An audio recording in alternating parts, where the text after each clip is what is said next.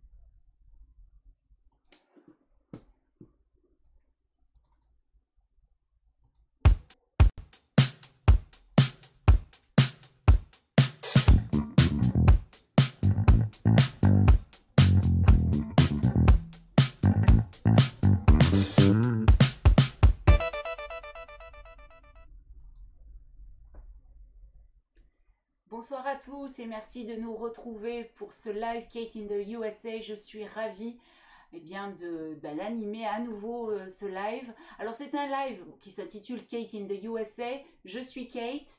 À la technique, on a James. Bonsoir James. Bonsoir à tous. Et puis on a Indy le Husky qui risque de nous rejoindre, qui va venir sur le canapé. Mais ça fait quelques lives qu'il ne nous rejoint plus. Il nous boude un peu, mais peut-être que ce soir il va venir. On va savoir. Il prévient pas en général. Il vient s'installer. Oui James. Il est allé bouffer le renard. Oui, parce qu'on a des renards autour de nous. Et bon, il va chasser les renards. Oui, alors donc c'est un live consacré à la culture américaine. Ça fait déjà quelques lives que nous faisons. On a traité de tout un tas de sujets, notamment du rêve américain, de nos feel-good movies préférés. La semaine dernière, on a parlé de la Route 66 et des road movies. Et puis cette semaine, on va parler des bad guys. Alors c'est un vaste sujet et on va essayer de décortiquer tout ça ensemble. Est-ce que ça commence à nous rejoindre? Est-ce qu'on peut saluer déjà des personnes qui sont là? Oui, on a des fidèles, hein. On a Dove qui vient d'arriver. Bonsoir Dove. Bonsoir les Lapinous. On a bien évidemment Sylvie of Cairo qui est là. Sylvie, bonsoir Sylvie. Je pense qu'elle a apprécié la petite musique d'introduction. On a Frankie qui vient d'arriver également. Bonsoir Franck. Il y a également Chris qui vient d'arriver. Salut Chris. Voilà, ça arrive tout doucement. Ok, très bien. Alors justement, je ne sais pas si vous avez pu voir ça, mais on a des petites nouveautés techniques puisqu'on est de plus en plus nombreux, donc on débloque certaines fonctionnalités. On essaye. On essaye en tout cas. Alors on est à 95 personnes qui sont abonnées à cette chaîne Kate in the USA, ce qui est très très bien. Pour le peu de temps où on a commencé, c'est un excellent score, donc je voulais vraiment vous remercier. Puis il y a eu une accélération ces derniers jours, vraiment merci beaucoup. Et puis il faut que ça continue, il faut qu'on dépasse la barre des 100. Et là vraiment les fonctionnalités vont être vraiment très sympas. Alors justement Jam, est-ce que tu peux nous dire, Jam, j'ai dit Jam je crois.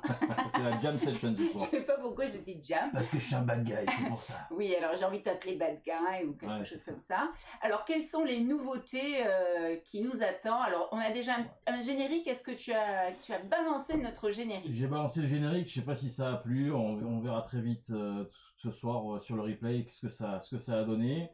Et puis on va avoir les thématiques que tu veux élaborer, que ce soit la Minute Jam, Skate Challenge, l'After, etc. On a plein de jingles qui vont venir habiller l'émission en espérant que ça fonctionne correctement. Ok, on va avoir la Minute Jams, donc vers 9h30 a priori. Bon, je vous spoile pas, je vous expliquerai ce que c'est. Et puis, il y aura un challenge, alors qui va arriver à n'importe quel moment. C'est James qui décide, il m'interrompt et il propose, il balance le jingle. Quand on entend ça... Let's get ready to rumble! Alors, est-ce que vous pouvez nous dire si vous avez entendu le jingle, justement, pour les challenges et pour la minute du James? Il y a des retours ou pas? Let's get ready to rumble! Ah, donc peut-être trop fort. On va baisser un petit peu. C'est pour vous réveiller, c'est pour ça. Oui, voilà, ça va, il est 21h, hein. Le couvre-feu maintenant c'est 23h, donc on se réveille, hein. On va pas se coucher tout de suite. Alors donc ce soir on a choisi donc la thématique des bad guys. Pour ceux qui nous rejoignent et qui connaissent pas forcément le concept de Twitch, parce que c'est une plateforme que tout le monde ne connaît pas, mais ça commence à être très très connu. À la base c'était vraiment à la destination des gamers, et puis ça s'est, disons, démocratisé. Il y a beaucoup de lives qui s'intitulent Just Chatting, donc c'est là où on discute. Nous on a choisi de traiter de la culture américaine. Vous voyez que notre décor, puisque c'est comme ça qu'on appelle notre scène, qui est notre décor, vraiment est aux couleurs des États-Unis, avec des objets chinés aux États-Unis ou qu'on a fait venir des États-Unis. Donc le principe de Twitch, c'est donc pendant un live, donc il y a une personne qui s'exprime. Il peut y avoir aussi des duplex. On va essayer de mettre ça en place dans les semaines à venir avec une personne... C'est ambitieuse quand même, hein. Alors je suis peut-être ambitieuse, mais il faut l'être. Oui. Il faut toujours essayer d'aller de l'avant et s'améliorer. Donc on va essayer, on testera. Donc c'est une de mes connaissances qui vit aux États-Unis et qui a travaillé dans l'univers carcéral. Et donc j'ai envie de faire un duplex avec elle, qu'on puisse lui poser des questions, qu'elle y réponde. Et puis dans une deuxième partie, on parlera cinéma puisque c'est systématiquement ce qu'on fait. On a une thématique, on va dire, globale et puis dans une deuxième partie, on glisse toujours vers le cinéma. D'ailleurs, c'est ce qu'on va a priori faire ce soir. On va parler des bad guys dans la littérature notamment et dans les séries. Et puis, on va parler des bad guys au cinéma. Alors, je sais que Dove a déjà un favori au niveau des bad guys puisqu'il m'en a parlé déjà sur les réseaux sociaux cet après-midi. Et pour lui, le bad guy absolu, c'est James, exactement. Voilà, tu l'avais anticipé. Ben bien sûr, tu vois. J'aurais voulu te dire d'ailleurs que hier, je me suis un peu filé avec 2-3 Ruskov et qu'avant-hier, j'ai fait un petit go fast et je m'en suis bien sorti avec la bague de Marseille, mais malheureusement, en fait, hier, je me suis coupé avec un cutter et cet après-midi, j'ai utilisé une pelle et c'est elle qui a gagné, donc on va repasser pour le bad guy. Ok, bon, c'était bien tenté en tout cas. Voilà, Dove, donc je suis pas sûre que ce soit lui le bad guy absolu. On va voir qui est le bad guy, le vilain, le méchant de tous les temps que vous allez élire. On va essayer. On a déjà une petite idée quand même. Hein. Une petite idée, mais il y en a tellement. En fait, on pense à un personnage en particulier. Je ne vais pas le citer, il y a suffisamment d'indices autour de moi qui révèlent un petit peu le personnage auquel on pense. Bon, regardez vers ma droite, donc à gauche, voilà, il y a des petits indices. Il y en a un autre ici, certes, mais je pense qu'il y en a qui sont encore pires. Alors, dans l'esprit de beaucoup, c'est ce personnage-là, mais lui, bon, on reviendra là-dessus. Voilà. Est-ce qu'on nous rejoint? Ouais, ça arrive tranquillement, ça discute, le rêve américain, on a le droit d'être ambitieux, ça c'est Dove qui te soutient fortement. Ce à quoi j'ai répondu, quand c'est moi la technique, vaut mieux la calmer. Qu'est-ce qu'il y a d'autre? Non, sinon le jingle est bien passé, enfin tout le monde est là, on est là, on t'écoute. Allez, on est prêt. Alors, on m'écoute et puis on réagit surtout à ce que je dis. Si vous n'êtes pas d'accord, si vous avez des compléments, si vous avez des exemples, surtout n'hésitez pas à l'indiquer sur le chat et James fera le relais. On a un petit code et je sais quand je dois me taire, donc ça fonctionne plutôt bien. Moi je ne regarde pas le chat, comme ça je suis objective et James m'aide sur ce point. Il a beaucoup de travail, il gère la technique, le chat. Merci beaucoup James, je crois que je l'ai jamais fait de te remercier. Bah ouais, il était temps hein. Ah, on a Phil qui vient d'arriver. Ah Phil, 63 06 28 j'imagine. On a droit bien sûr à 63 06 26, c'est son 28 pardon, son numéro de téléphone. Donc on a droit à Hi, Emma Stone, Uma, Emily Blunt. Alors ça c'est nouveau. Ah c'est nouveau. Emily Blunt. Et les évadés. Ok.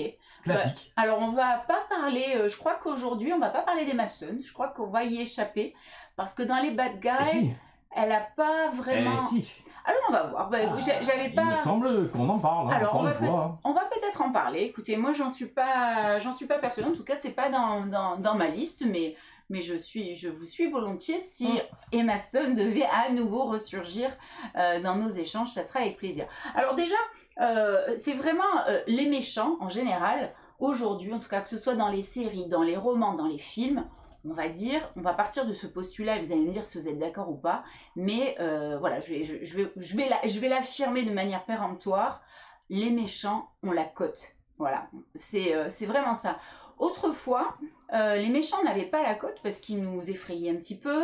On aimait le personnage, le héros un peu lisse, mais qui ne nous faisait pas peur. Voilà. Aujourd'hui, ça a vraiment évolué et on aime les méchants, on aime les bad guys. Alors, on a choisi d'utiliser l'expression bad guys, mais ce que je voulais dire au fond, c'est les méchants, que ce soit dans les romans, dans les séries, dans les comics aussi, puisqu'on va en parler, et dans le cinéma forcément. Vous avez, j'en suis sûre, un personnage, deux personnages, peut-être masculins, peut-être féminins, parce que les femmes ne sont pas en reste dans les méchants. Les méchantes, eh bien, il y en a pas mal. J'ai dressé une liste. Et on a tendance à oublier les femmes dans les méchantes, on les imagine toujours très pures, et puis finalement il y en a qui sont de sacrées méchantes. Oui James. Alors on a une première intervention de Sylvie que je trouve comme d'habitude super pertinente. Elle pose la question, les méchants ou les mauvais garçons? Parce que bad guys, c'est quoi pour toi, qu'est-ce qu'il y a derrière ce mot bad guys? Alors justement, voilà, on va revenir et on va essayer de se mettre d'accord sur ça. On a utilisé le terme bad guys, bad boys pour l'anglais. mais ce qu'il y a derrière, c'est le personnage méchant. Le méchant dans les romans, c'est pas le bad boy qui est un petit peu dur, qui est un peu dur à cuire. Non, c'est celui qui fait du mal. C'est vraiment, on va essayer de partir sur le méchant, le personnage qui incarne le mal et qui est au cœur de l'intrigue. C'est pas un personnage secondaire, c'est vraiment le méchant au cœur de l'intrigue. Est-ce que Sylvie est d'accord? Est-ce qu'on peut partir sur cette piste-là? Bah écoute, on va attendre sa réponse et je te tiens au courant. Alors, le héros, lui, il aurait tendance à arranger la situation et le méchant va venir tout ruiner au fur et à mesure. Lui, tout ce qu'il veut, c'est être un obstacle à l'évolution du héros. Donc, c'est ça qui va nous intéresser. On va se pencher là-dessus. Le héros comme le méchant comme obstacle justement au héros principal qu'on va finalement trouver un petit peu lisse par rapport à un méchant d'envergure. Voilà, et on va voir qu'il y a beaucoup de méchants. Il va venir envenimer une situation, mais le méchant, il n'est pas méchant. En tout cas, dans la littérature, on observe un phénomène, lorsque les écrivains créent leur personnage de méchant, ils l'écrivent, ils le créent avec une évolution. Voilà, il y a vraiment quelque chose qui se passe. Il y a une base. Alors, ça s'appelle l'arc narratif du personnage. C'est que cet arc narratif se décompose en 3 étapes. Alors, on a d'abord, je regarde ma fiche pour ne pas oublier une étape importante. C'est 3 étapes. Donc, la première, c'est une situation émotionnelle de base. Donc, c'est un être humain un peu normal. Le méchant, le personnage du méchant est un personnage normal à la base, mais qui a des failles. Voilà. Et c'est dans ces failles que l'écrivain, notamment, va s'engouffrer petit à petit. Ce sont des personnages qui ont une part de lumière, mais qui ont une part d'ombre. Et c'est justement la part d'ombre que l'écrivain, que l'auteur, que le réalisateur, le scénariste va exploiter. Voilà. Donc c'est un personnage qui n'est pas lisse, qui a ses failles, et on va s'engouffrer petit à petit avec une évolution, puisque ça, c'est pas dès le départ, avec une évolution. Le côté sombre, finalement, va transparaître et va venir écraser le côté lumière. Il va être d'abord en filigrane, voilà, on va le pressentir, et puis il va exploser. Dans une deuxième étape, ça va être une évolution progressive. Très souvent, il y a des épreuves. Le personnage va vivre une épreuve, il va peut-être subir de l'humiliation. Ça revient souvent dans les personnages clés des méchants. Il s'est passé quelque chose, il y a eu une épreuve de la vie qui le fait basculer du côté obscur, je dirais. Donc c'est une évolution qui est progressive jusqu'à la transformation finale. Alors c'est vrai que au moment où je le décris, cet arc de narration, je pense à un personnage en particulier du cinéma, de la culture populaire américaine. C'est vrai que ça correspond bien. Je pense que vous savez de qui je parle. Ça correspond bien avec cette transformation finale où vraiment là, le personnage va s'engouffrer dans son côté obscur et basculer totalement dans le côté obscur. Voilà, c'est pour dire que cet arc de narration, voilà, il y a une évolution.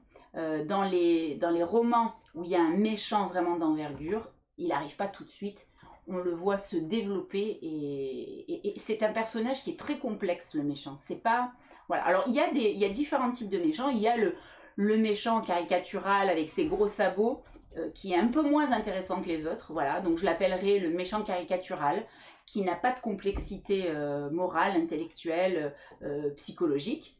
Et puis, il y a ceux qui ont vécu un traumatisme, donc qui sont dans une situation post-traumatique. Là, je pense que ça correspond bien à cet arc de narration dont on a parlé. C'est aussi les personnages qu'on va appeler l'antagoniste, qui va être... On va avoir le héros et le méchant va être l'exact contraire de ce qu'est le héros. Donc, il va avoir des similitudes quand même, et puis on va accentuer les différences. Il y a James qui a quelque chose à Alors, à on a rajouter. bien évidemment une liste non exhaustive de jokers, de quoi d'autre? On a Dark Vador, bien évidemment. Là, on nous pose une question. Ça, c'est Dakin13 qui nous demande si, arc de narration, Palpatine n'est-il pas un bad guy du coup? Ah oui, alors il fait partie des bad guys. Oui, oui, quand on fait la liste des personnages dans Star Wars, évidemment que Palpatine en fait partie. Alors il y a un spécialiste, un peu plus spécialiste que moi de Palpatine. James, est-ce que tu es d'accord? C'est un bad guy. Oui, oui, non, c'est sûr. En plus, ça correspond tout à fait à ce que tu expliques en termes de définition et puis surtout par rapport au fait du passé de Palpatine, du passé de Dark Vador, etc. Un méchant, que ce soit dans le cinéma ou bien sûr en littérature, il a un background. C'est pas du jour au lendemain. Il y a souvent un choc post-traumatique, de l'humiliation. Voilà, il y a une évolution du personnage, donc ce sont des personnages complexes, donc il s'est passé quelque chose dans leur vie qui justifie le passage à l'acte, en tout cas le basculement vers le côté obscur pour utiliser cette expression de la culture américaine, de la culture pop américaine. Oui, James. On a eu droit également à une petite question sympathique. Alors, Is No Good est-il un bad guy? Voilà. Par contre, est-ce qu'on peut inclure les méchants de Walt Disney? Alors oui, ça en fait partie. Lorsque j'ai préparé cette émission, évidemment, j'ai pensé à des méchants. Alors, quel méchant en particulier chez Walt Disney? Alors moi, il y en a un qui me vient particulièrement à l'esprit. C'est celui... alors là, j'ai le personnage, mais... Alors moi, je t'ai mis Cruella, hein. Oui, alors... Et d'ailleurs, Cruella qui est jouée par Glenn Close, et qui est... oui, c'est Glenn Close dans Cruella de Vil dans Les 101 Dalmatiens, c'est Glenn Close. Il se trouve que Glenn Close, c'est vraiment l'incarnation de la méchante, puisqu'on en parlait tout à l'heure, ça n'est pas réservé aux garçons. Et Glenn Close est donc Cruella de Vil, et elle est aussi, bien sûr, Alex dans, je ne sais pas si vous vous souvenez de Liaison Fatale, où c'est la méchante absolue, on a peur d'elle, on fait tous des cauchemars après avoir vu ce film, on se dit mince, mon lapin, mon chien, mon chat. On a un petit peu peur de cette femme et il se trouve qu'elle joue les deux personnages, donc c'est la méchante. Alors dans le film, hein, bien sûr. Hein. Alors, j'ai pas enchaîné sur la photo d'Alex, je la mettrai tout à l'heure, parce que je veux qu'on reste un petit peu sur Cruella, oui. Parce que c'est Emma Stone qui va prendre la suite de Cruella et qui va jouer le rôle de Cruella donc dans le prochain... D'accord, mais là c'est quand même, jusqu'à présent, c'est Glenn Close qui incarnait... on arrive quand même à parler Voilà, mais on parle toujours... Alors pour ceux qui ne Emma Stone, elle nous emmerde. Non, pas du tout. Si. Pour ceux qui ne connaissent pas ce live et qui nous rejoignent pour la première fois, c'est une actrice, on ne sait pas pourquoi, enfin on a une petite idée, mais elle est récurrente dans nos lives, elle revient tout le temps, on a parlé d'elle. Elle veut pas nous lâcher. Voilà, elle a parlé, on en a parlé pour La La Land, on en a parlé pour La Couleur des sentiments, elle revient énormément, et puis c'est elle qui va incarner Cruella de Vil, donc c'est logique qu'on en parle, mais je trouve que Glenn Close a une autre dimension, d'autant plus qu'on la connaît de Liaison Fatale, donc je sais pas, moi je trouve qu'elle a un truc en plus, Glenn Close, c'est pas le même physique déjà, et je trouve que, bon après elle a vieilli, elle peut plus incarner le personnage, mais je crois que ça va être l'historique, on va dire. Oui, James. J'ai mis la photo d'Alex, alias, de Glenn Close alias Alex dans Liaison Fatale. Liaison Fatale. Je pense que en dehors de Kathy Bates, c'est la vraie première grosse méchante dans l'histoire du cinéma. J'ai pas souvenir qu'on ait eu dans les années 70 une méchante de ce niveau-là. Alors quand tu parles de Kathy Bates, je suppose que tu parles de Misery et du personnage d'Annie. Alors c'est avant ou après d'ailleurs? Bonne question. Alors je pense que c'est après. Okay. Misery est après L'Arme Fatale, je suis quasiment sûre. L'Arme Fatale. Liaison Fatale, pardon. Je pense que c'est d'abord Liaison Fatale et ensuite Misery. On va vérifier pour pas... Voilà, pour en être sûr. Le personnage qu'interprète Kathy Bates, en effet, alors c'est adapté du roman, donc ça me permet un peu de parler de littérature, puisque Misery est un roman de Stephen King à la base.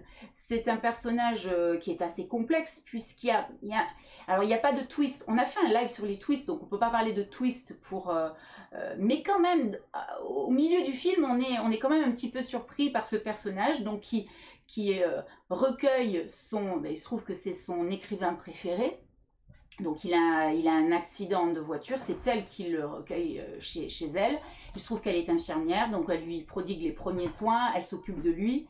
Et puis elle jette un coup d'œil au roman qu'il est en train d'écrire. Donc le personnage Misery est un personnage récurrent. Donc elle lit, elle s'occupe de son écrivain préféré.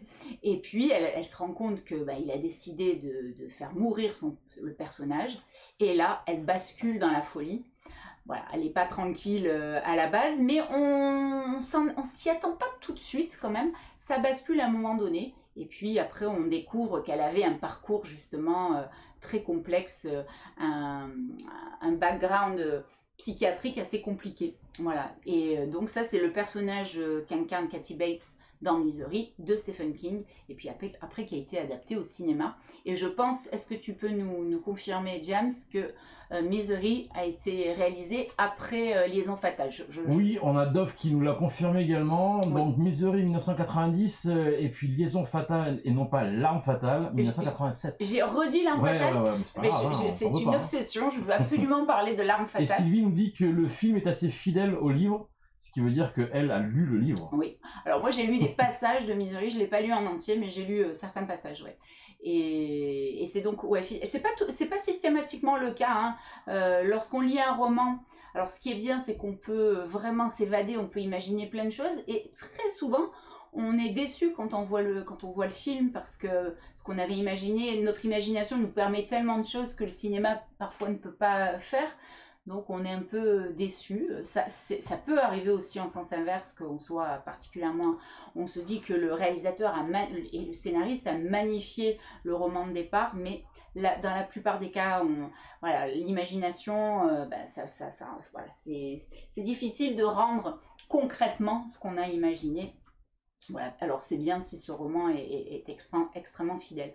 Donc dans les romans où on a vraiment des méchants... Alors, il y a différents types de méchants, c'est ceux dont on parlait tout à l'heure. On a les antagonistes, on a les méchants qui ont subi un choc post-traumatique, on a avec des méchants qui ont un problème psychiatrique, clairement, comme c'est le cas de Annie. Je pensais aussi aux personnages qui sont des monstres, des créatures, pas au sens psychiatrique, mais un roman comme Dracula de Bram Stoker, qui est irlandais. Voilà, on a un personnage monstrueux, une créature un peu à part, on va dire, et qui nous fait froid dans le dos. Parce que le méchant, pourquoi, je me suis interrogée, pourquoi on aime les méchants? Parce qu'ils ont vraiment la cote. Pourquoi on aime les méchants? Parce qu'on aime se faire peur, je pense. Je ne sais pas si vous êtes d'accord avec moi, mais dans le personnage, notamment de Dracula, pourquoi on se régale? Voilà, c'est inquiétant, ça fait peur, c'est tout ce qui nous effraie, et on est attiré par ça, on est fasciné par ce genre de personnage, on aime avoir peur. Après, dans l'analyse que font les spécialistes de ce goût, de cette attirance, cette fascination pour les personnages de méchants, beaucoup disent que ça nous renvoie à nos propres pulsions, qu'on ne peut pas exprimer. On est dans une société où il y a des règles, il y a des codes.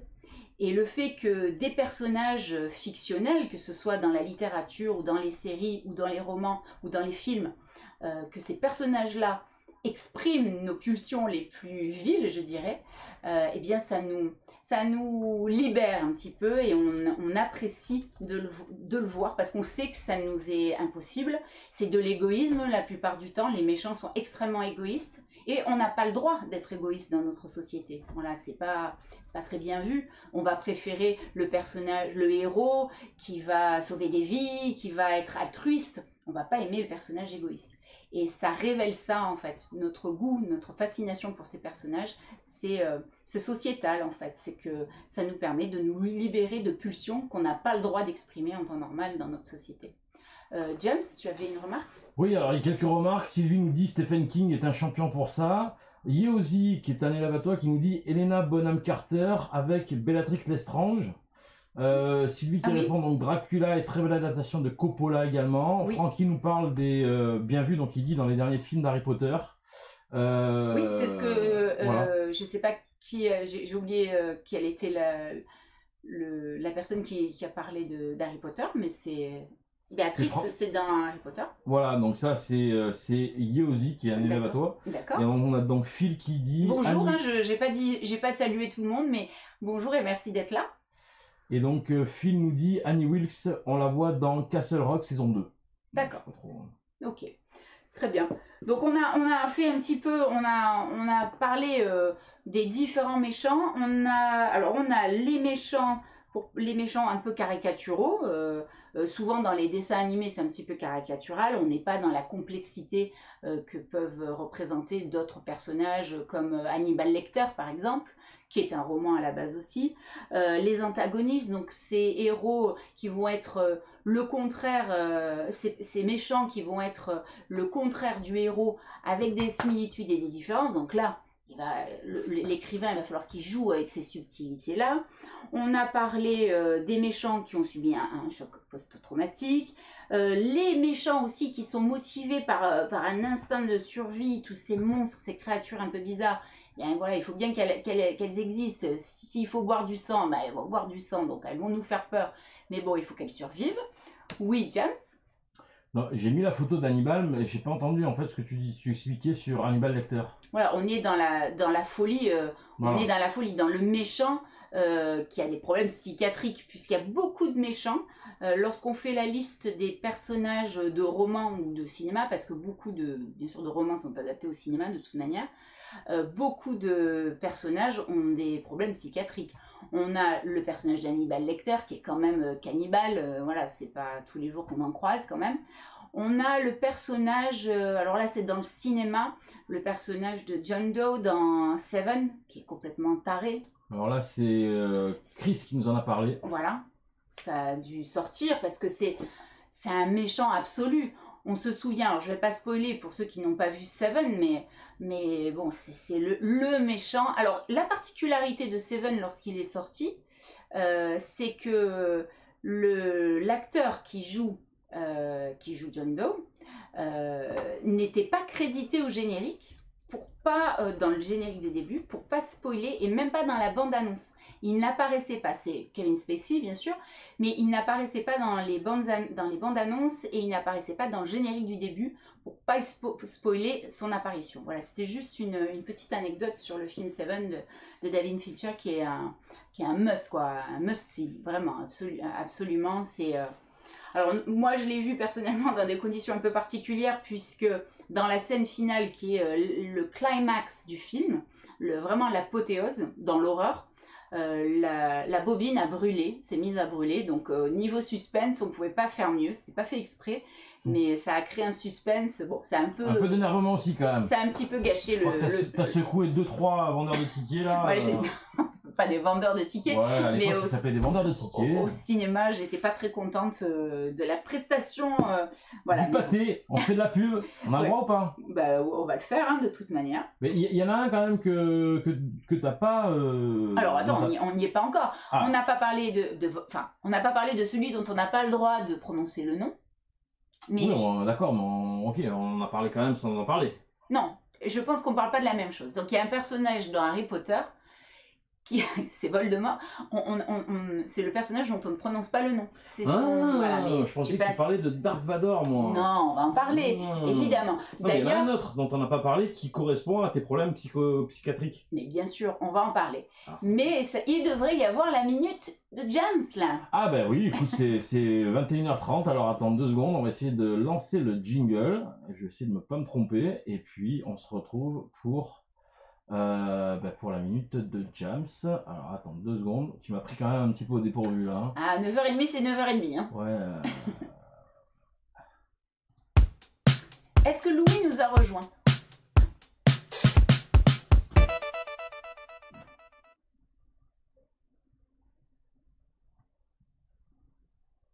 Voilà. Ah, j'ai peut-être parlé au début du jingle. Est-ce que c'est le cas? Grave. Excusez-moi. C'est pas grave. Alors, James, qu'est-ce que tu as retenu de cette première partie? Alors malheureusement, Emma Stone est toujours là.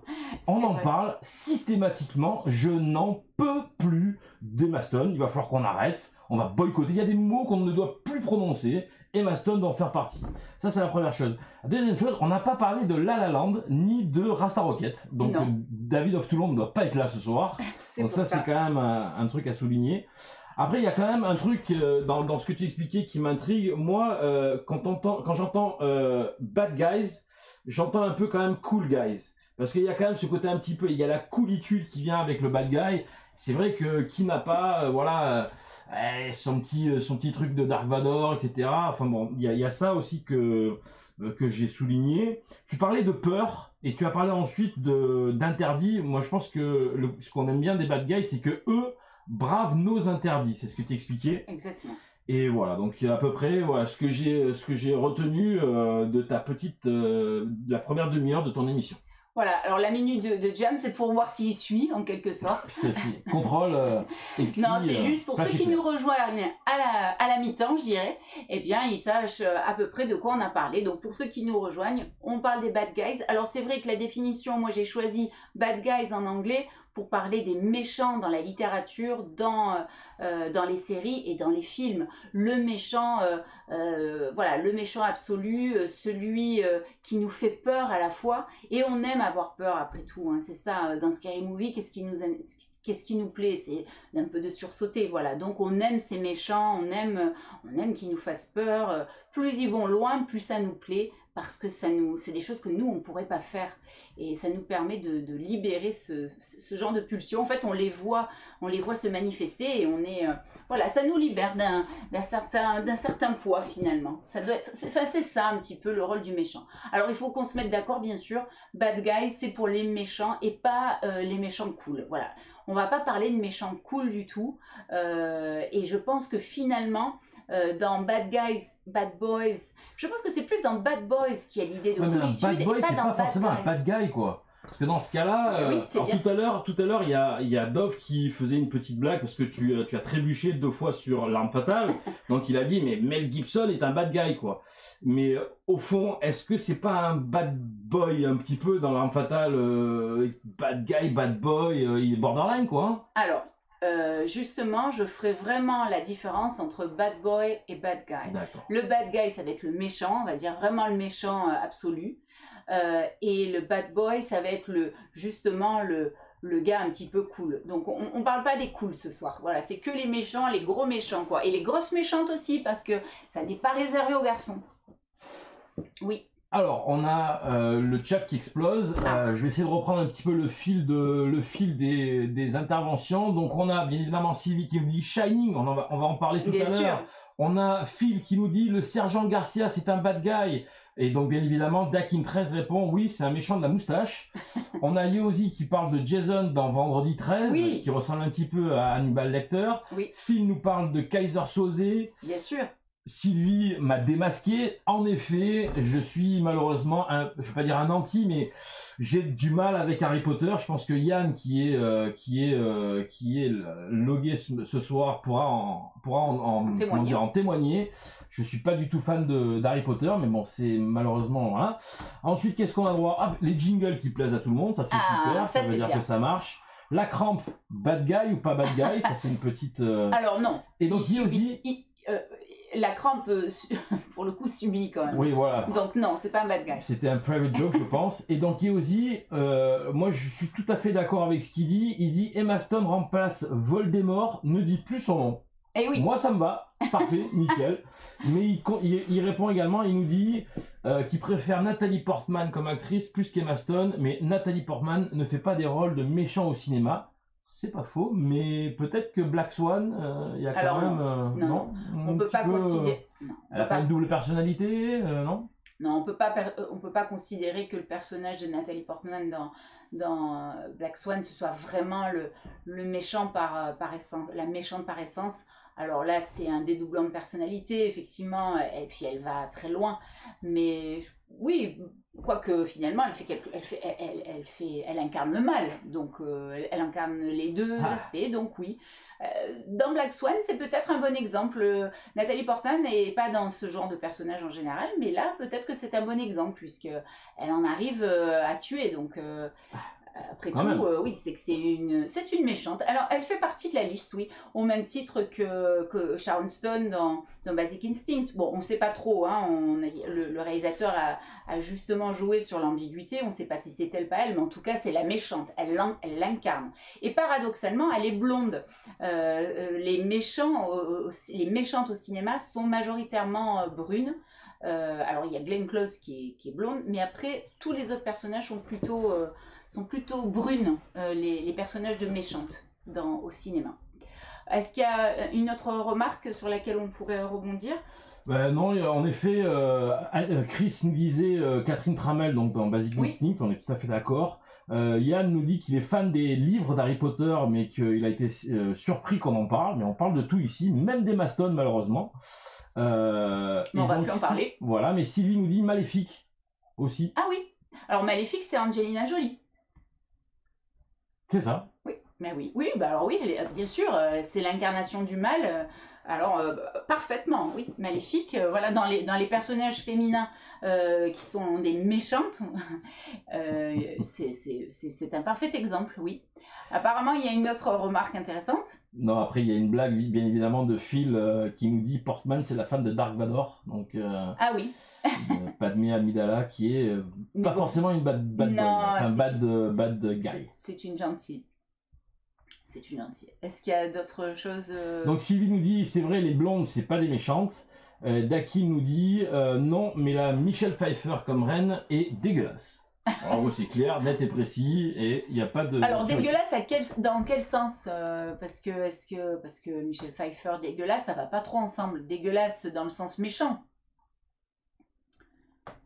Alors il y a une remarque de Dove qui est super pertinente qui nous dit attention aux USA on appelle ça des villains et pas des bad guys. Oui, bien sûr. Ça c'est dans la. J'allais y venir. Alors on va te laisser continuer parce que là on ferait un petit peu on fait un listing comme on en a l'habitude. Alors justement, on a fait le choix de pas dire villains parce que on va utiliser le mot si on le dit pas en anglais et si on considère pas que c'est le mot anglais. On va considérer que c'est le mot vilain. Et je voulais pas ça. Je voulais justement utiliser un mot anglais et j'avais peur. Alors, il y a 2 L en anglais et il n'y a qu'un seul L en français. Hein. C'est ça la différence. Mais en anglais, bien sûr, c'est le méchant et notamment en littérature. Et on est là. Alors, on a choisi bad guy, mais évidemment que c'est the villain. Mais je ne voulais pas utiliser ce terme-là pour pas que ça devienne sur le vilain. Alors, cela dit, dans mes recherches, je me suis rendu compte... Alors que c'est pas que les personnages de méchants dans la manière dont ils sont représentés, que ce soit en littérature ou au cinéma, qu'ils soient moches, c'est pas le terme, mais par contre ils ont tous des particularités physiques particulières. Ils ont des cicatrices, ils ont des verrues, ils ont des problèmes dermatologiques. Alors pour la petite anecdote, il y a un institut très très sérieux de dermatologues qui s'est penché sur la question et ils ont fait, vous pouvez trouver sur internet un listing des personnages les plus méchants et ils ont fait, en parallèle, ils ont fait une recherche sur leurs particularités dermato et il se trouve qu'ils ont tous quelque chose. Alors voilà, c'est assez drôle. Je trouve ça rigolo que des dermatos se soient penchés sur les méchants, les villains, les bad guys du cinéma notamment. Ils ont tous pas tous sans exception, mais il y en a beaucoup qui ont une caractéristique, si vous y réfléchissez bien sûr que Darth Vader a une caractéristique physique très, très voyante. Voilà, ils ont tous quelque chose, très souvent. Lui, il a quand même une petite particularité, c'est qu'il a une caractéristique bad guys aussi qui est audible, parce qu'il a quand même une voix qui est extrêmement... qui est modifiée aussi. Oui, elle marque. Elle marque.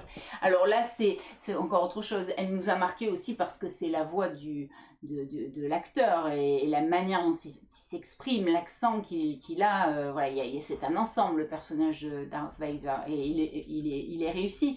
Alors après, je vais peut-être choquer, mais si vous voulez parler de Darth Vader en anglais, c'est quand même un personnage qui nous fascine, qui Bon, qu'est-ce qu'il a fait? Voilà, concrètement, je vous pose la question, qu'est-ce qu'il a fait? C'est le personnage qu'on a retenu de la première trilogie, c'est vraiment le méchant absolu. Mais moi, excusez-moi, au risque d'en choquer certains, moi je trouve que c'est un tueur de Padawan. Voilà, personnellement. Voilà, alors oui, effectivement, il déplace des objets, mais bon, il n'y a pas que lui qui le fait. Il étrangle 2-3 personnes qui sont pas gentilles, d'accord, mais lui-même n'est pas très sympa. Et puis finalement, il tue des jeunes, on l'entend massacrer des Ah, tu parles d'Anakin, c'est pas pareil. Ah ouais, mais bon, ouais. Anakin ne peut pas être dissocié de Darth Vader. Si, complètement. Mais non, je suis pas d'accord. Alors moi, je vais juste te répondre par rapport à ça. Il y a quand même un trait de caractère de Dark Vador qui en fait le bad guy ultime. C'est quand même le mec qui veut tuer son fils, quoi. Exactement. Voilà. Et ça, c'était le deuxième point. Ça passe pas, voilà. C'est pour ça que Dark Vador est vraiment un méchant ultime, quoi. Alors c'est la question, est-ce qu'il voulait vraiment le tuer? Est-ce qu'il voulait est-ce que l'objectif, alors on va pas faire une analyse psychologique de Darth Vader, mais son objectif c'était de le rapatrier, de le ramener du côté obscur. C'était ça, sa démarche de départ. Ce qui est encore pire que tout, c'est un petit peu comme si on fait une analogie, on disait ben viens prendre de la drogue. Viens tuer des gens, viens être le méchant des méchants. Ben forcément, un père qui dit ça à son fils, ça ne peut être que choquant. C'est le deuxième aspect, c'est le deuxième point sur lequel je voulais revenir. Quand on parle vraiment, si vous faites des recherches, vous verrez que Darth Vader arrive en premier. C'est vraiment le méchant préféré des internautes notamment. Mais effectivement, bon, il tue beaucoup de Padawan et son fils, quoi. Il essaie de tuer son fils, quoi. C'est particulier pour un personnage qui nous fascine autant. Mais c'est toute l'enveloppe. Alors après, de dire qu'Anakin, c'est pas un méchant, Anakin... Je dis que c'était pas un méchant, je dis que c'est pas la même chose. On n'a pas la même haine, entre guillemets, où on voit pas Anakin de la même manière qu'on voit Dark Vador. Parce qu'il y a ce côté fascinant aussi. Alors, c'est justement là où l'arc de narration dont on parlait au début est vraiment valable pour Darth Vader. C'est justement cette évolution. On voit vraiment les différentes étapes. Je trouve que dans l'épisode 3, ça va un petit peu vite quand il devient justement Dark Vador. On est un petit peu sur notre fin. Quand il est nommé, on est un petit peu sur notre fin.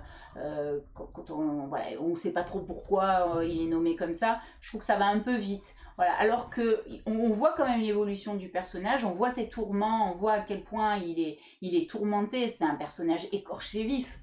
On le voit vraiment bien évoluer dans ce sens-là. Et puis lorsqu'il passe du côté obscur, il devient Darth Vader, on ne sait pas trop pourquoi il s'appelle comme ça. Je trouve que ça va trop vite. Je ne sais pas ce que vous en pensez vous, mais ce personnage-là dans le 3, alors que c'est le personnage mythique, on attendait ça avec impatience, je trouve que ça va un peu vite et on reste un peu sur notre fin. Après, je suis pas...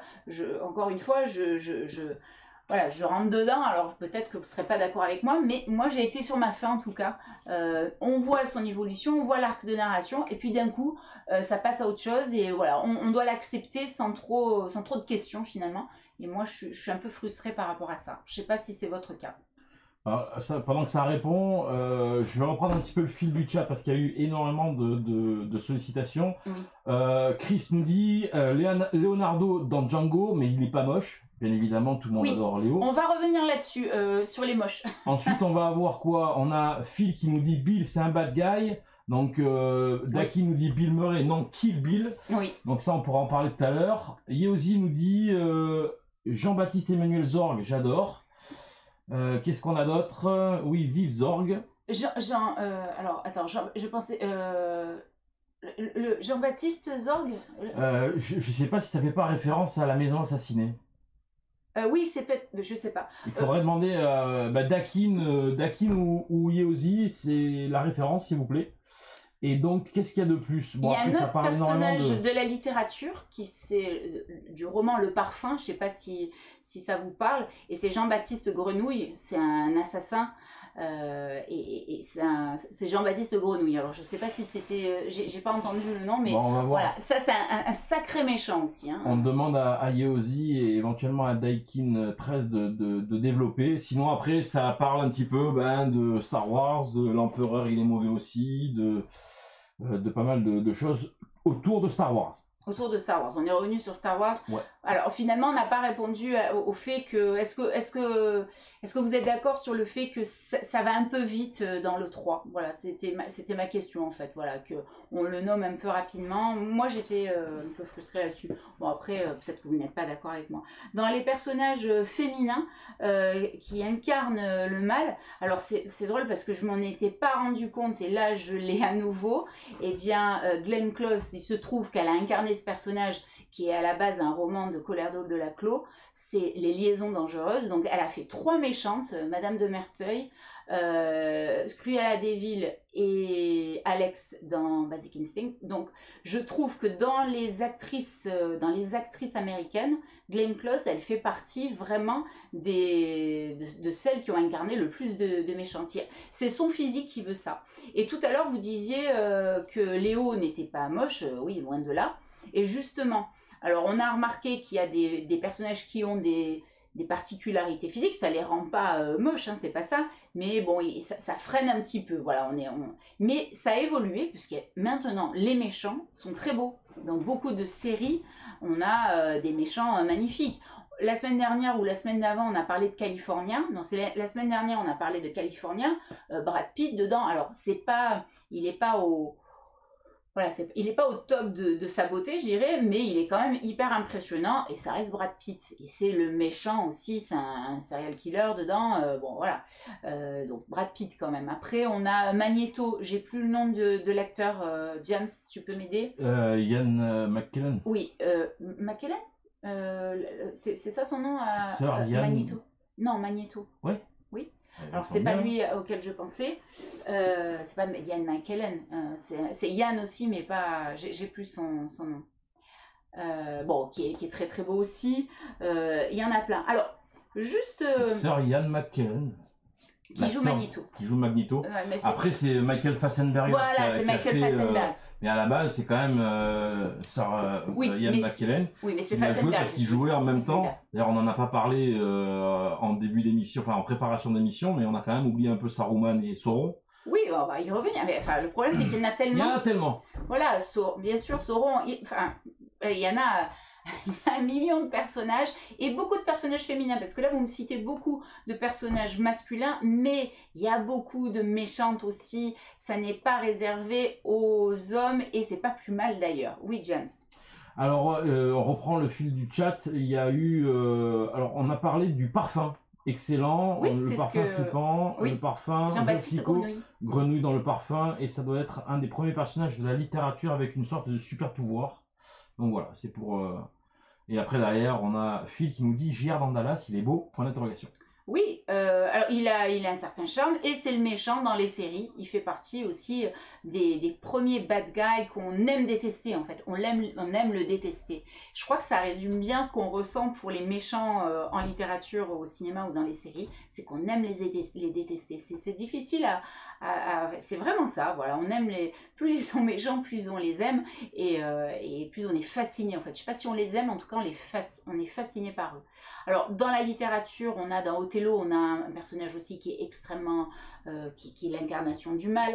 On a, alors juste je pense à une petite chose. Hitchcock lui disait que si le méchant était très bien caractérisé, s'il y avait vraiment, on mettait le paquet sur la caractérisation du méchant, on faisait un bon film. Le méchant est super important et justement, bon bah dans Psycho, Norman Bates, bon il est extrêmement réussi aussi. Donc voilà, c'était Hitchcock le verbaliser. Voilà, il faut bien traiter son méchant pour que le film soit réussi, parce que c'est un personnage très important dans l'intrigue. Il est souvent dans le climax en fait du film.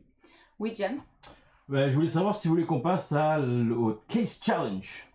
Alors, est-ce que Louis nous a rejoint? Non, Louis n'est pas là ce soir. Il devait nous rejoindre, donc il était dans mon challenge, mais voilà, s'il n'y est pas, alors ça va être Franck. Est-ce que... Et je dois pas lancer de jingle, très cher. Oui, mais en fait, tu devais... devais... si t'as plus besoin de la technique, je m'en vais, moi. Non, en fait, tu devais me couper, c'est pour ça. Mais je te coupe. Allez, je t'ai dit, est-ce que tu veux qu'on lance ton... Mais tu me le demandes pas, vas-y. Allez, c'est parti pour le Case Challenge. Alors, on va essayer de faire en sorte que ça fonctionne bien. Vous êtes nos cobayes. Let's go.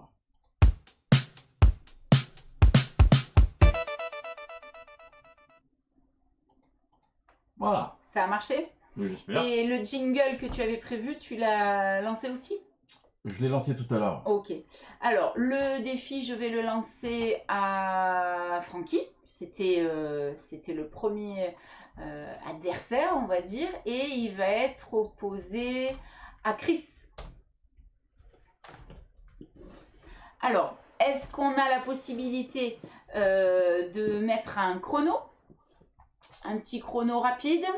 Non. Alors, on ne peut pas. En tout cas, ben, c'est pas grave si on n'a pas de chrono. Il faut que Francky et Chris nous écrivent 10 méchants de la littérature ou du cinéma. On va mélanger les deux. Si c'est cinéma uniquement, allez, je ne ferai pas la difficile. Et le plus rapide va gagner. Et ça nous permettra de voir les méchants qu'ils ont retenus. Alors voilà, vous avez allez, 20 secondes pour nous écrire les 10 méchants qui vous viennent en premier à l'esprit. Alors, j'en profite pour revenir sur un point sur lequel qu'on n'a pas du tout évoqué. Dans les westerns, on a des méchants. Et les méchants portaient des... Ils étaient... Enfin, le mal était incarné par un accessoire, par le chapeau. Et si vous jetez un coup d'œil, alors je ne sais pas si James a trouvé une des photos de... Il y en a plein, hein, dans Il était une fois dans l'Ouest, on a un plan où on voit bien le gentil avec un chapeau blanc-beige, on va dire, et le méchant avec le chapeau noir. C'était la manière dont on symbolisait le méchant et le gentil, le bon, de manière à ce que ce soit immédiatement compréhensible pour les spectateurs. Alors je me disais, si on pouvait faire ça dans la vraie vie, porter un chapeau blanc ou un chapeau noir, ça serait super sympa. On saurait à qui on a affaire directement. Peut-être qu'on sera attiré par les chapeaux noirs, hein, d'ailleurs, hein, pas que par les chapeaux blancs. Mais en tout cas, on saurait directement à qui on a affaire. Et je trouve que c'est vraiment intéressant comme aspect. Bon, c'est les westerns hein, qui ont créé ça.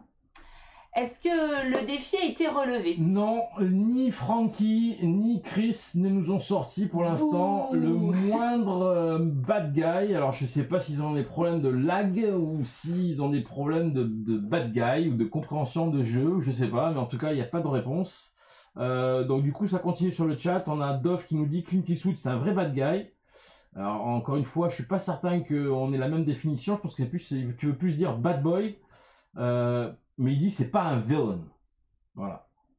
Et donc après Phil nous dit Yul Brynner dans Westworld c'est un sacré bad guy. Ouais. Est-ce que c'est un bad boy? Moi je pense que c'est un bad guy. Alors, on a Frankie qui vient de dire j'en ai que 6.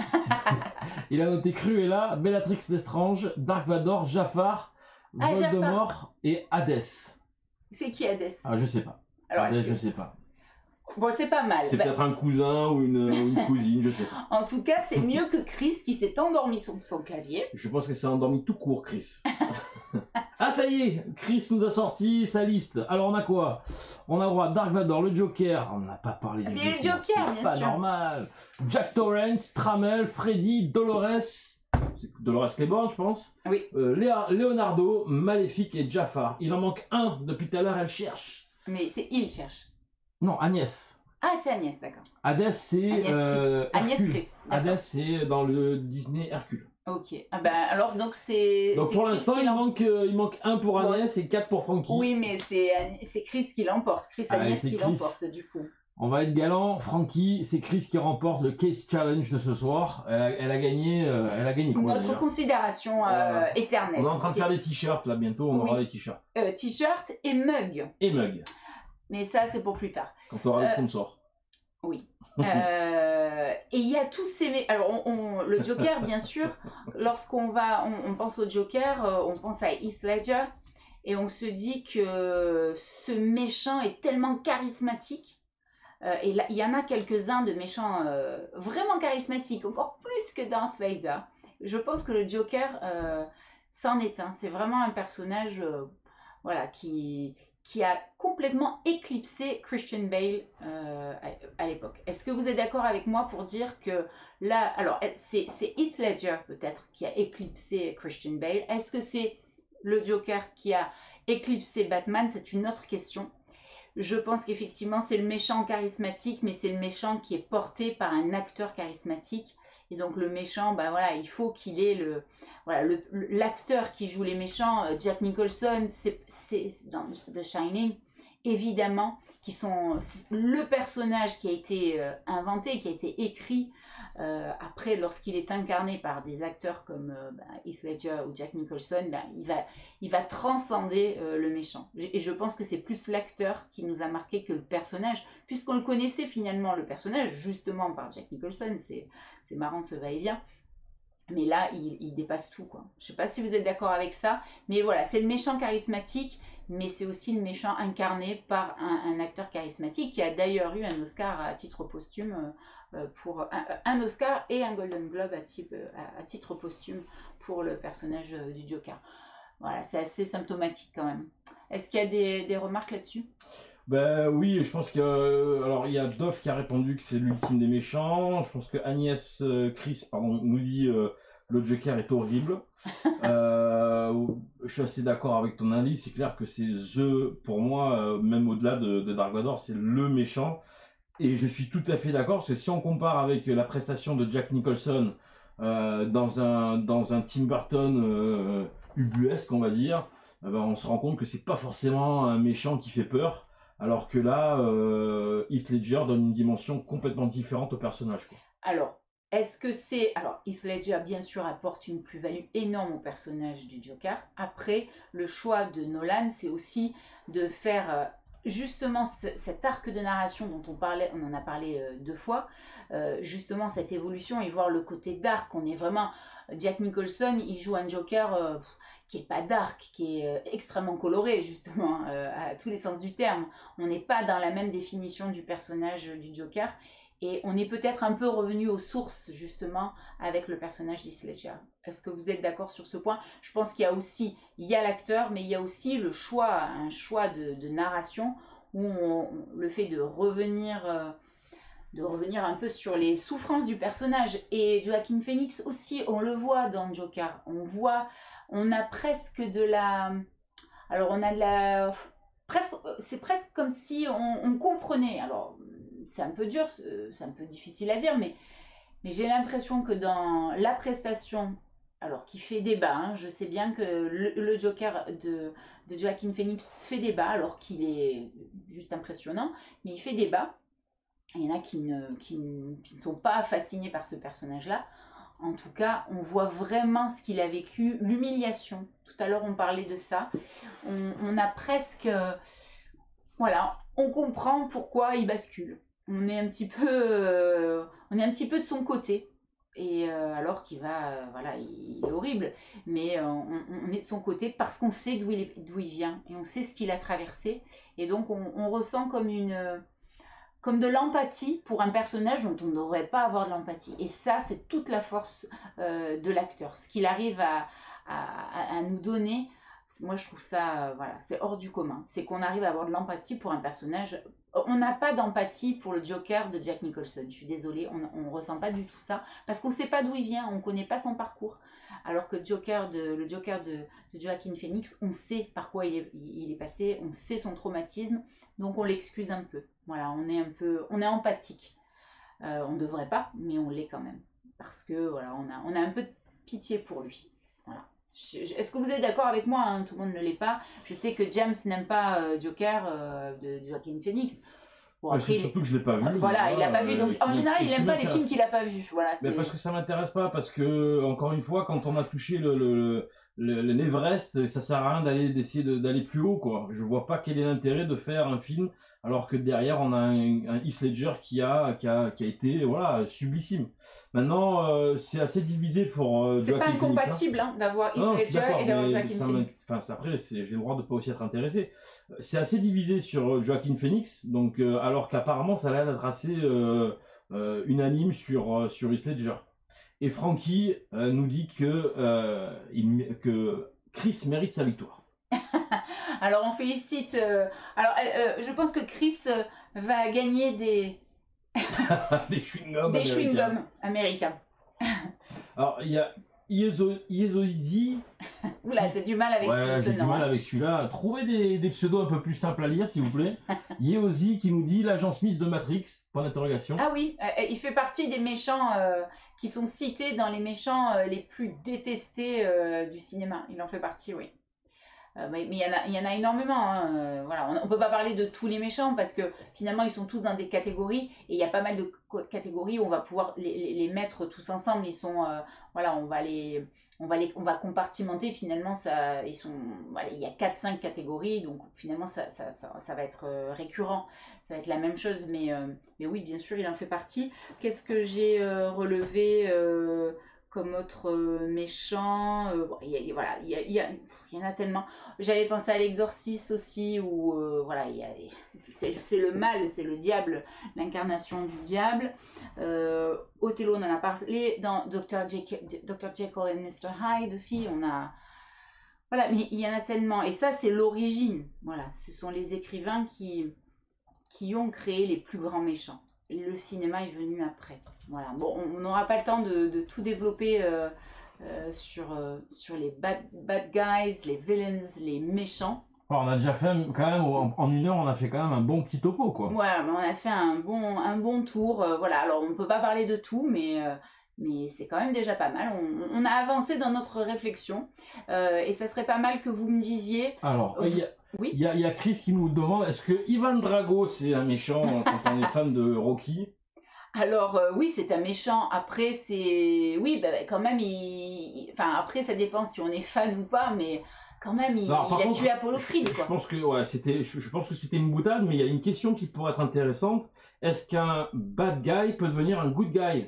Exemple, est-ce que par exemple notre ami Apollo Creed, qui est le bad guy entre guillemets dans le 1 et le 2, ne devient-il pas un good guy dans le 3 et le 4? Alors c'est pas vraiment un bad guy Apollo Creed. Ouais, Ouais, il donne sa chance à Rocky, déjà, on va pas se plaindre, parce que sans Apollo Creed, il n'y a pas Rocky, hein, c'est que ce soit clair, donc il lui donne sa chance. Après, il est pas super sympa, mais c'est son statut qui veut ça. Je le qualifierais pas de bad guy. Ivan Drago, oui, par contre, parce que on sent la méchanceté, on sent qu'il veut le briser. Si vous vous souvenez de l'expression « je vais te briser », on sent que voilà, c'est son objectif.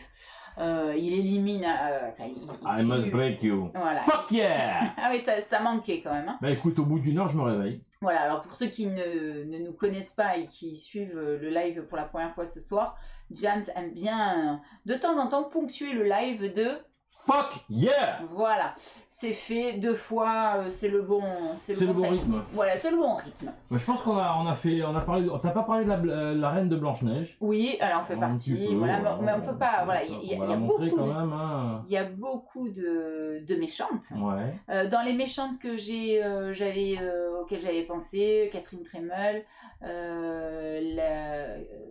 Cruella de Vil, dans Misery, Annie.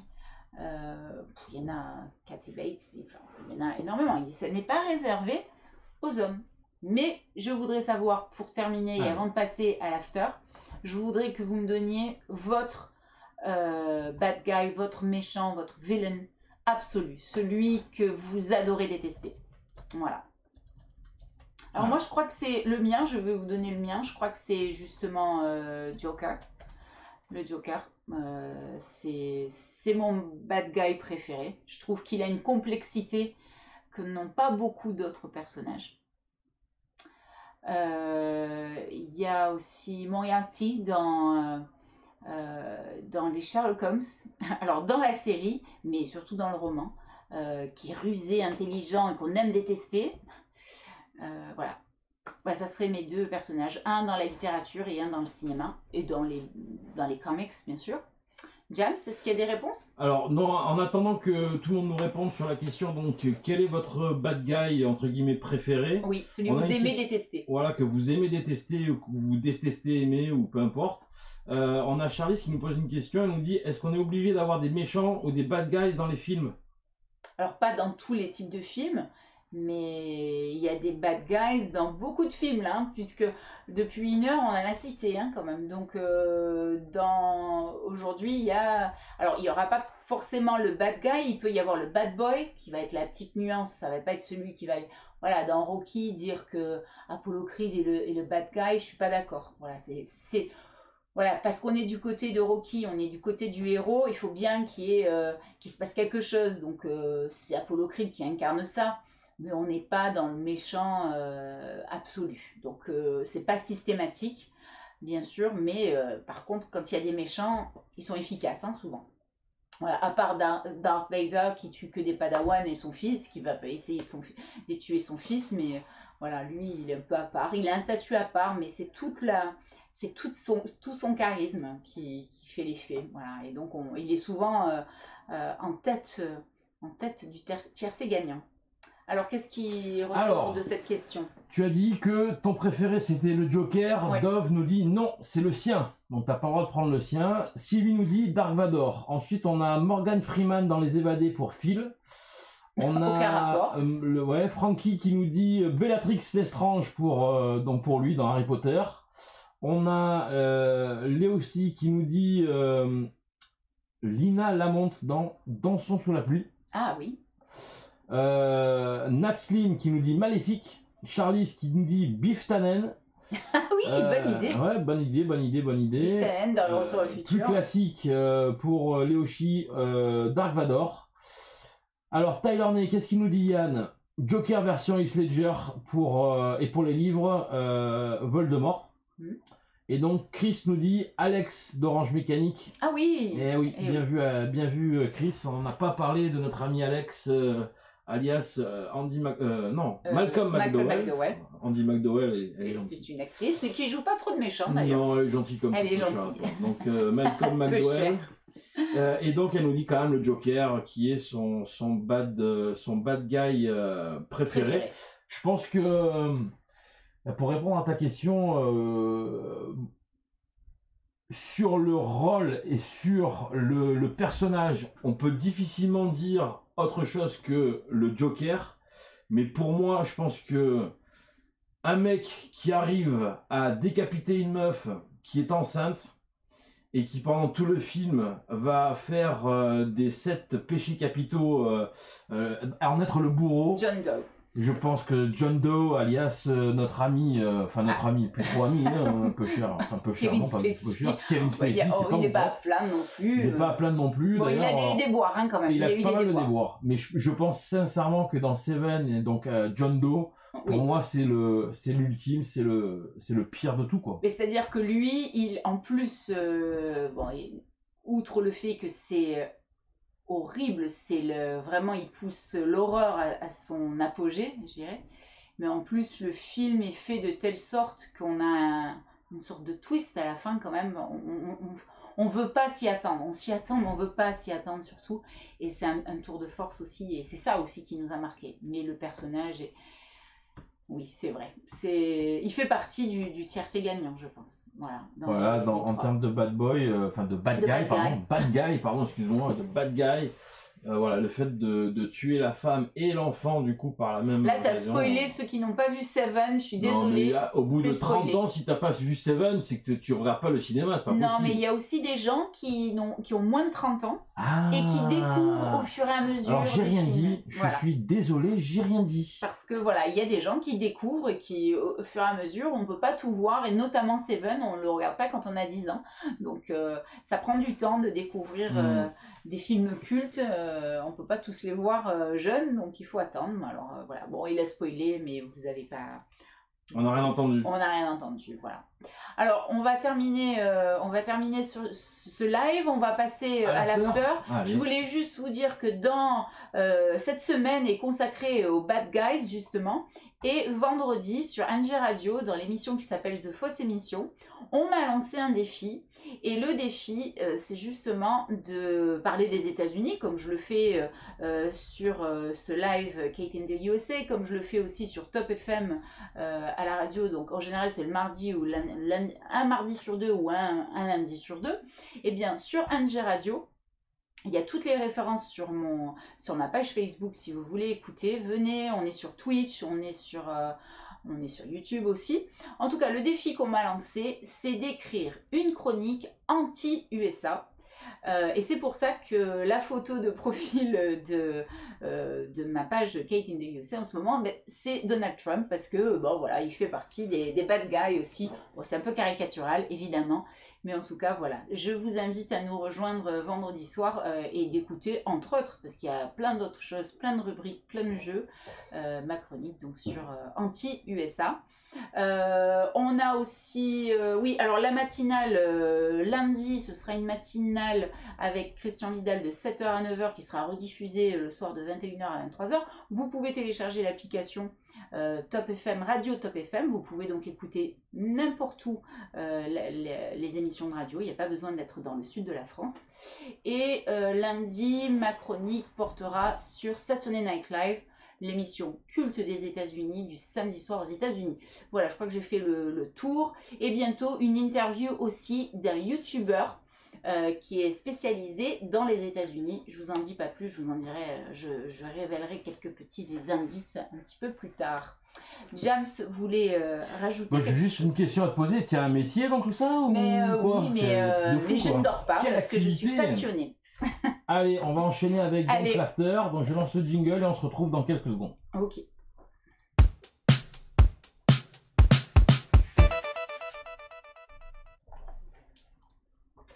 Allez, c'est parti pour l'after. Alors, qu'est-ce que tu nous as sorti? Alors, pour ceux qui ne connaissent pas l'after, voilà, je vous propose un rébut. Et bien sûr, c'est un rébut qui porte sur des films. Pas forcément des films dont on a parlé ce soir. Alors, mais voilà, c'est sur la culture cinématographique en général. Jake LaMotta. Bah, si t'as Jake LaMotta, c'est facile. Hein. Ouais, je vais laisser les gens, enfin tout le monde répondre. Donc, on est sur l'after. C'est de famille, non. Ah non, là, Sylvie est en train de parler de nos activités diverses et variées. Alors, l'after. Alors, est-ce que vous avez trouvé le rébut de Kate? Donc, on a quoi? On a une chaise, on a une baston d'ordi de maison, on a un mec qui se regarde dans la glace. Et on a Phil qui nous dit Raging Bull. Exactement. Good job, Phil. Ensuite, je sais pas pourquoi je m'en vais. Je sais pas. Je peux revenir. J'allais me rasseoir, je sais pas pourquoi. Ouais, peut-être qu'on les scanne un de ces quatre, ces trucs-là. Ça ferait un peu plus. Alors, c'est difficile. Hein, c'est difficile. Allez, un difficile. Ah, là, on est high level. Là, c'est du level. Alors, qu'est-ce qu'on a droit là? Des couteaux. Alors, Dove nous dit c'est sympa comme ça. On va continuer. Alors, si Dove trouve que c'est sympa, on va continuer. Alors, qu'est-ce qu'on a? Et comme ça, on voit bien les mains de Kate. C'est du joli vernis. Recule un petit peu. Alors là, il y a personne. Baisse un petit peu. Il y a personne qui a trouvé. Hein, c'est difficile. Là, ouais, tu nous as sorti. Ah, moi je sais. Je sais et je pense que Phil, s'il me connaît un petit peu, alors Phil nous dit Usual Suspects. Non. Mais alors je vais vous donner un indice. C'est un film de tribunal. Un film de tribunal. Oh. Un film de tribunal. Alors, je pensais avoir trouvé, mais finalement, c'est pas ça. Donc, c'est pas Les Évadés. Ah, pas du tout. Pas du tout. Et c'est pas La Grande Évasion. Pas du tout. D'accord. Parce qu'il y a quand même un mec avec. C'est quoi? Ah, je croyais que c'était un gars qui balançait de. Non, il me semble. Alors là, je vois pas, mais il me semble qu'il y a marqué guilty. Ouais, c'est ça. Voilà. Not guilty. Guilty, not guilty. Alors. Donc c'est un film de tribunal. Ouais, de juré, de. Ouais, je pense qu'ils vont trouver là quand même, non? Un film de juré. C'est vieux comme film. C'est vieux. Hein, c'est vieux, hein, c'est un vieux film. Hein. Un film des années 50. Un peu plus tard. Un peu plus tard? Ah bon, alors j'ai toujours pas le bon film. Non, je pense que tu as le bon film, mais tu le. Le film nous dit Lincoln. Pas du tout. Trop récent. Trop récent. C'est pas les années 50, 60? 50? Pas du tout. Bon. Alors, est-ce qu'on a trouvé? Sinon, on va s'endormir. Alors, il y a un chiffre dans le titre. Ouais. C'est les années 50, c'est bien ça. 57. 1957. Allez. Combien de jurés dans un tribunal aux États-Unis. Eh bien, il y en a Et 12. puis, ils sont pas contents, hein, en plus. Hein. Ouais, Oh ils là sont là. vraiment très en colère. Ah là. Alors, il y a Yoshi qui est perdu. Phil nous dit avec Newman, non, pas du tout. Pas du tout. Oh, on est Alors, pas contents, hein. ils sont un certain nombre et puis ils sont pas contents. Hein. On est 3 x 4. Et on n'est pas contents. Les 12 salopards, c'est pas Alors, ils sont bien 12, mais c'est des jurés et ils sont en colère. Donc, C'est il y en a bien qui va nous l'écrire. Non, toujours pas. toujours pas. Non. Bon, allez, on va donner la réponse. Vas-y, James, si t'as trouvé. Allez, voilà, c'est bon. 12 Angry Men, 12 à mon colère, 12 à mon colère. Ça y est, c'est Ah, bon. ça y on a est, ça trouvé. s'est débloqué. Ah ouais, mais si tu nous sors des films des années Ah, bah écoutez, il bissextiles, faut bien que ça se complexifie donc un petit peu. 1957 pour 12 à mon colère. Ouais, c'était dur, franchement. Ouais, allez, un facile. Les 12 hommes pas contents, nous dit Léochi. D'accord, 12 hommes pas contents. Alors, c'est facile sans être facile. Je vous conseille de regarder cette page plutôt que l'autre. Allez. Alors, décale-toi un petit peu. On est parfait. Ah bah moi c'est écrit sur le bateau, non? Orca. Ah non. Pas du tout. Ah, pas du tout. Pas du tout. Tu voudrais dire que le titre c'est Orca? Ben non, c'est pas le film avec l'orque. Non, rien à voir. Un Non. mec avec un sifflet. Non, c'est pas ce genre de film. C'est vraiment des films cultes qui sont dans ce livre. Une Il n'y en a que 100, donc. On a quoi? Une jambe coupée, un bateau avec écrit Orca. Donc ça se passe dans la mer. Ah, forcément, c'est un bateau, un mec qui siffle avec des clés, un gars qui s'arrache les ongles, ok, et puis un Et homme qui a et surtout femme. une jambe, quoi. Une jambe. Ah, une jambe. Titanic, Sauver Willy, Jaws. Sauvez-vous Willy, c'est pas bête, mais c'est ça. Qui a trouvé Jaws? Phil. Et oui, ce sont les Phil, dents de la chaud mer. patate. C'est les dents de la mer. Bravo. Phil, les chaud patates, c'est le troisième qui trouve d'affilée. Bravo, Phil. Bravo, bravo. Eh ben c'était bien joué tout ça. Il a gagné quoi? Toute notre estime. Toujours pareil, notre estime éternelle. Eh ben c'était les dents de la mer, c'est ça, hein, Sylvien. Après les dents de la mer, la con de sa mère aussi, on peut dire ça comme ça. Ah bah dis donc. Fuck yeah. Ok. Moi j'ai droit, moi j'ai droit. D'accord. Voilà. Bon, bah, je crois qu'on a terminé ce live. Merci beaucoup d'avoir participé. Merci d'avoir été là. Et la semaine prochaine, on va parler de l'Alaska, mais aussi des survival movies. Donc, tous ces films. La semaine dernière, on a parlé, si vous vous souvenez, on a évoqué Into the Wild, on a parlé de ces deux films. On n'était pas trop d'accord. Donc, on va un petit peu... on va approfondir la question. Donc, l'Alaska et les survival movies la semaine prochaine. Voilà. Mais j'espère que vous serez au rendez-vous. Et en tout cas, je vous remercie d'avoir été ce soir. Et puis, ben, à très bientôt sur les réseaux sociaux, sur Top FM, où vous voulez. Et surtout, alors là, le slogan est écrit derrière. Make each day count. C'est tiré de Titanic. Voilà, je vous le souhaite et puis ben, je vous souhaite aussi une bonne nuit et puis à la prochaine, une bonne fin de soirée et merci d'avoir été avec nous. Merci James pour ces nouveautés, pour ces nouvelles rubriques, pour cette nouvelle technique qui j'espère vous aura plu. Bonne soirée. Ah, il y a Francky, juste une petite parenthèse, Francky, bisous à l'équipe et il espère que l'objectif des 100 followers, donc on y est presque, 95 c'est ça? Oui, alors merci Francky, oui on est à 95, à 100 on peut débloquer certaines fonctionnalités, donc, mais ça s'est accéléré en quelques jours, il y a eu beaucoup d'abonnements, merci beaucoup. Voilà, si c'était possible d'en avoir 5 de plus, et puis 10 de plus, 20 de plus, voilà, que ça ne s'arrête pas, hein, bien sûr. On est gourmand. Voilà, mais l'objectif c'est d'avoir 100 déjà, ça sera très très bien, on est très contents. Et il te dit à vendredi pour The Fausse Émission. Et à vendredi pour The Fausse Émission et mon défi. Allez, au revoir tout le monde. Merci Francky, bye bye.